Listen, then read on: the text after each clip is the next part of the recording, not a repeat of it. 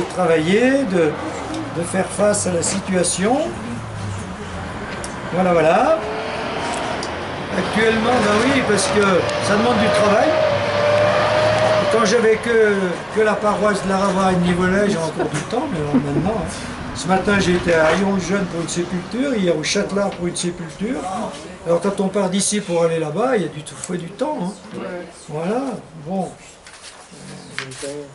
C'est comme ça, puis on circule. Hein. Bon.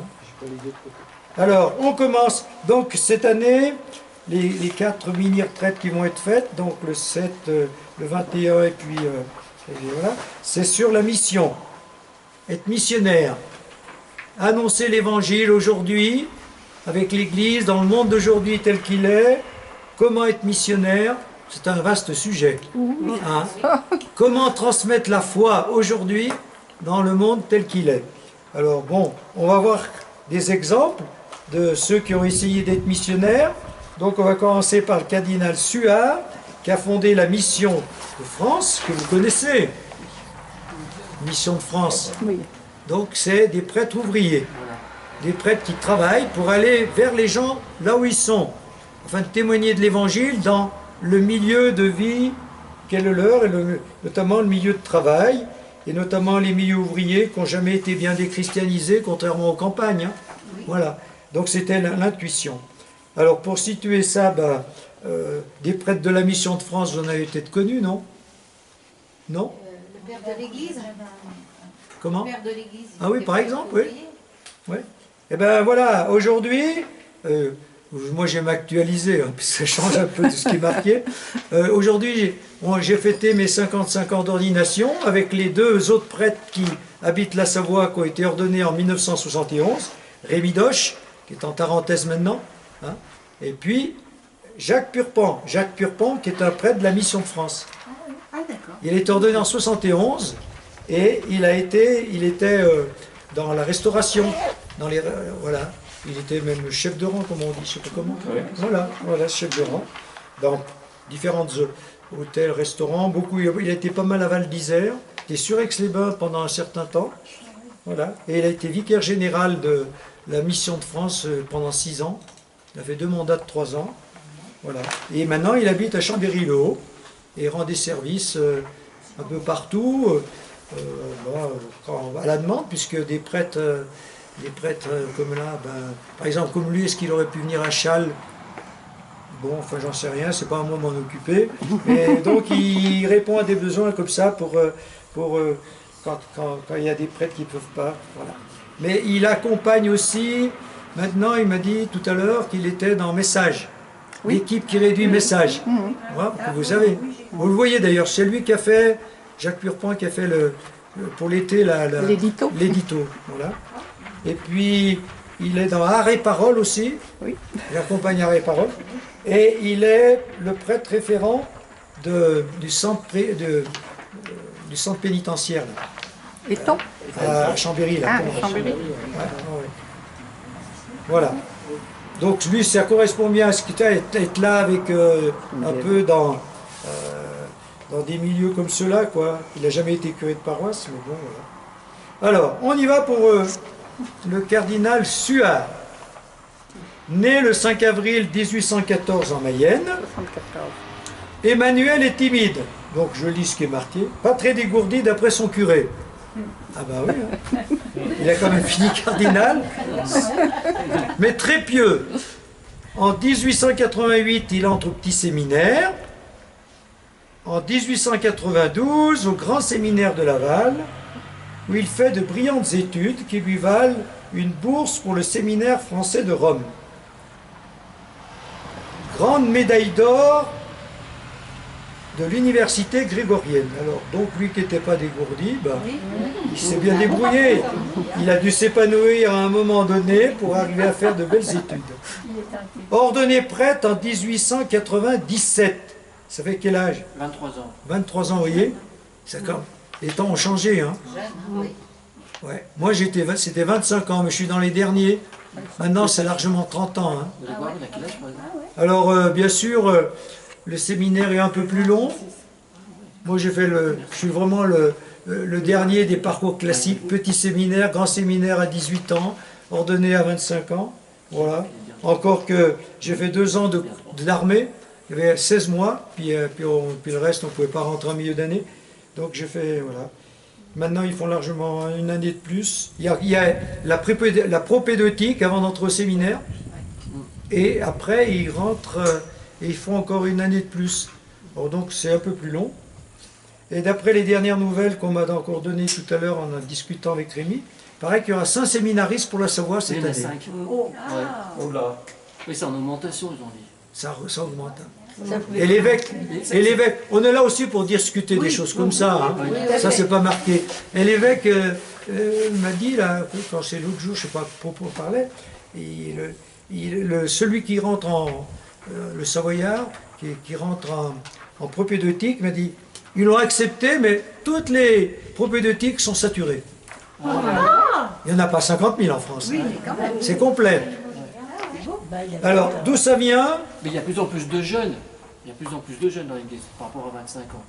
Dans les églises? Dans l'église, oui, sur Chambéry, il y a plus de jeunes. Ah ben, alors là, tu vois, c'est pour ça que c'est encore mieux que de parler de la mission, la mission actuelle. Il y a vraiment un phénomène aujourd'hui dans les villes, mais pas dans les campagnes. Oui, mais Et moi, comme je circule beaucoup, là maintenant, enfin j'ai toujours circulé, mais maintenant, je vois la différence entre Aix-les-Bains et par exemple les Bauges. Ah oui, ben là, Les Bauges, c'est comme... voilà. Alors que Saint-Alban, hein, c'est quand même autre chose comme communauté maintenant, hein, depuis des années, une dizaine d'années largement. Et là, ce phénomène, on le voit dans certaines villes et dans certaines paroisses. Mais c'était vrai déjà il y a une vingtaine d'années dans les grosses villes. Dans les grosses villes. Dans la ville de Paris ou Bordeaux. Oui. Il y a des familles, et parmi ces familles, ben oui, il y a des vocations. Et des deux côtés de l'église. Et il y a des vocations chez les catéchumènes qui demandent le baptême. Alors donc c'est le cas, je crois, je sais qu'à Tamier, ils ont ils sont 3, il y a un novice et 2, ils appellent, je ne sais pas comment, il y a des noms, il y a un regardant, il y a différentes étapes. Ils sont 3 jeunes alors que ces dernières années, il n'y avait rien. Et parmi ces 3, il y en a un d'Aix-les-Bains qui a été baptisé il y a 4 ans. Ah ouais. Donc c'est quand même le phénomène qui s'explique. Voilà. Par exemple, à Grégoire Quillet, quand il a fait la messe à Notre-Dame, il y avait comme 2 prêtres en soutane noire, mais bon, peut-être la fraternité Saint-Pierre, il y avait comme 2 prêtres en soutane noire. Quoi. Alors ça aussi c'est nouveau. Oui, la tradition ça augmente. Les traditionnels surtout la fraternité Saint-Pierre, ils sont presque 200. Alors voilà un des sujets qui m'embête un peu, mais est-ce qu'aujourd'hui la mission est entre les mains des traditionnalistes? Oui, mais si c'est la mission Saint-Pierre, ils sont dans Vatican II. Hein. Oui, mais... Ouais, alors justement, je ne sais pas pourquoi, et j'arrive pas... J'ai jamais discuté avec eux, mais voilà. Moi j'en connais qui sont à la fraternité Saint-Pierre. Je leur ai posé la question parce que moi je confondais Saint-Pierre et Saint-Pédis évidemment. Oui. Lorsque il y a quand même le nom Pi ou Pierre, moi j'ai pas Oui, moi aussi je confonds toujours les deux. Pas du tout. Alors Saint-Pédis c'est Écône de Févris. Ouais, c'est ceux qui se sont fait virer. Et Saint-Pierre, Saint-Pierre, ils sont traditionnalistes. Oui, mais ils ont la messe tridentine. Voilà. Ils ont la messe tridentine et ils font.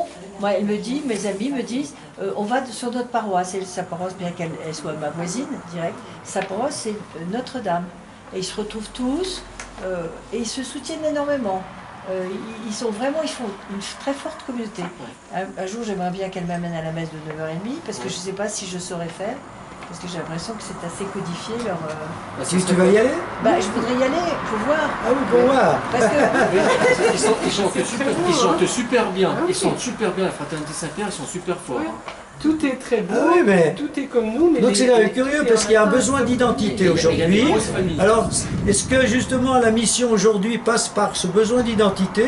C'était pas ma génération, mais pourquoi pas, j'en sais rien. Mais moi je reste ce que j'ai été, mais voilà, je regarde. Hein. Alors ils me disent que Saint-Pédis, parce que j'ai posé la question, comme elle me parlait justement de ces excommunications, elle était effondrée par ces excommunications en disant on va faire un chiffre dans l'église, c'est dommage, etc.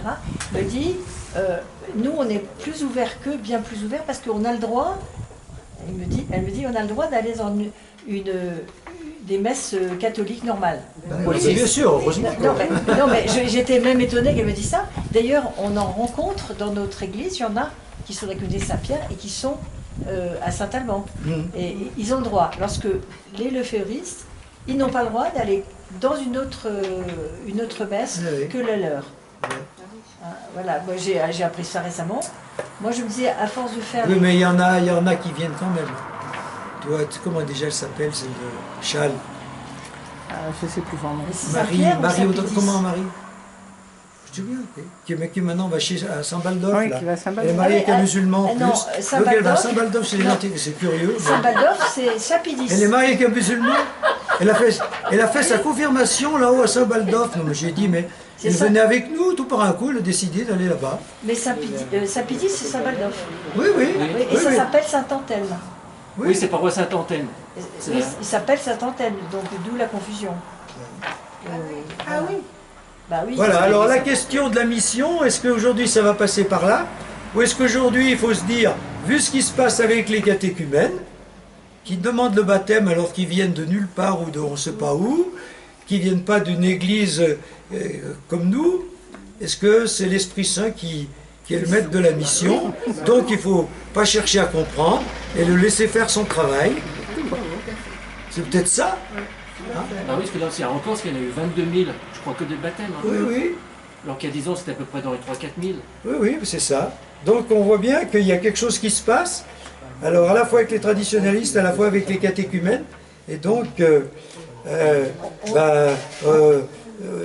peut-être que la mission passera par là, mais enfin on va voir comment lui voit ça quand même aujourd'hui, et puis comment vous voyez ça. On dit aussi, j'ai lu récemment, que 60% des jeunes séminaristes, enfin des séminaristes, ont été servants de messe.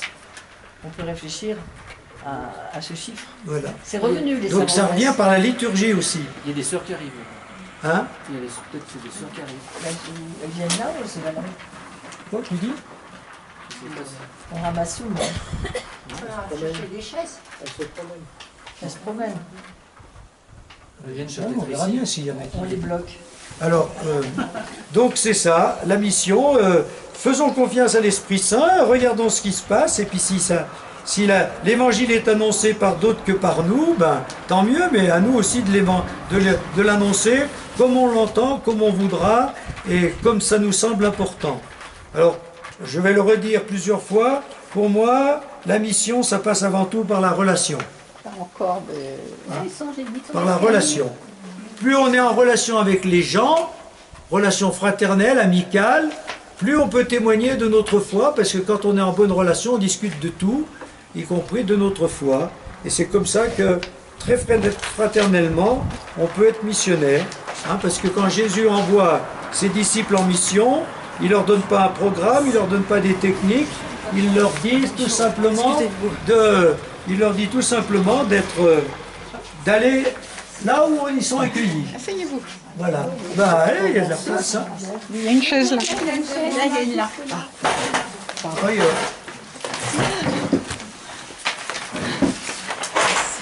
on a à peine commencé parce qu'on a discuté. Ah, merci. De la mission. Désolée. Voilà. De la mission aujourd'hui. Voilà. Et donc, je continue à lire ce que j'étais en train de lire. Donc, le cardinal Suard, qui a donc fait ses études à Rome et qui a été nommé en 1928 évêque de Bayeux et Lisieux. Voilà. Et en 1930, il est nommé archevêque de Reims et prend conscience des grandes difficultés pastorales des prêtres. Pauvres, isolés, de moins en moins suivis, surtout dans les campagnes en pleine déchristianisation. Donc vous voyez, 1930. Hein? C'est pas d'aujourd'hui, hein? Voilà. 3 idées de travail pour faire face à cette situation. Pousser les prêtres à se mettre en équipe. Est-ce possible? Créer une mission intérieure. On verra comment. Travailler à une transformation structurelle de l'Église pour qu'elle soit le visage de l'Évangile et qu'elle s'adapte au monde en pleine mutation. Voilà. Donc, les prêtres en équipe. La mission intérieure, on va voir ça avec la création de la mission de France et donc des prêtres au travail. Puis travailler à une transformation structurelle de l'Église. On verra ce ce qu'il en pense et ce qu'il a. Voilà. Alors, tout ça, on va le revoir au fur et à mesure, hein, puisque je vais le développer. Le 20 novembre 1935, il est promu cardinal. En 1940, il est nommé archevêque de Paris et fait l'expérience de la pastorale en milieu urbain, où le centre bourgeois contraste avec les banlieues misérables. Voilà, c'est classique ça, hein. Le centre y est plus pratiquant, les banlieues moins. Hein. Voilà. En 1941, il fonde la Mission de France, toujours avec ce souci d'ouvrir l'Église au monde, une Église qui doit être en plein vent, et ce souci des prêtres en équipe pour la mission. Voilà. Bon, ça va comme ça, je veux dire. En 1943, il fait la lecture de France, pays de mission. Vous l'avez lu ce livre? Non? Ah bon? Du père Henri Gaudin. Choc terrible, le confortant dans ses intuitions et ses initiatives pastorales, son soutien à l'action catholique et à tout ce qui peut servir la mission. Tout en gardant ses distances, il soutient la politique sociale et familiale du maréchal Pétain, comme beaucoup d'autres évêques, ce qui lui vaudra d'être exclu de la cérémonie d'action de grâce de Notre-Dame pour la libération de Paris et causera en lui une très grande blessure. Bon voilà, parce que bon, c'est l'époque, on va pas parler de tout ça. Son désir de rechristianiser la France le hantera jusqu'à sa mort, le 30 mai 1949, après une visite de son ami, le futur Jean XXIII, alors nonce apostolique à Paris. Ces 3 lettres pastorales de Carême, de 47, 48, 49, véritable encyclique digne d'un pape, exprime l'essentiel de son message, essor ou déclin de l'Église. Donc ça c'est un livre, Le sens de Dieu, 2e livre, Le prêtre dans la cité. Donc vous voyez, donc on le situe comme un évêque, un cardinal, qui dit que la France est déchristianisée et qu'il faut la rechristianiser. Alors déjà c'est un problème, on voit que le souci de la mission il l'a, mais est-ce que la mission c'est rechristianiser la France? On fait un peu des débats comme ça, a priori comme ça, vous comprenez le... Voilà. Est-ce qu'aujourd'hui si on veut être missionnaire, est-ce qu'il faut rechristianiser la France ou est-ce qu'il faut voir la mission autrement? Ben oui, il faut la rechristianiser. Oui, mais tu crois que c'est possible avec la laïcité? Avec l'Esprit Saint.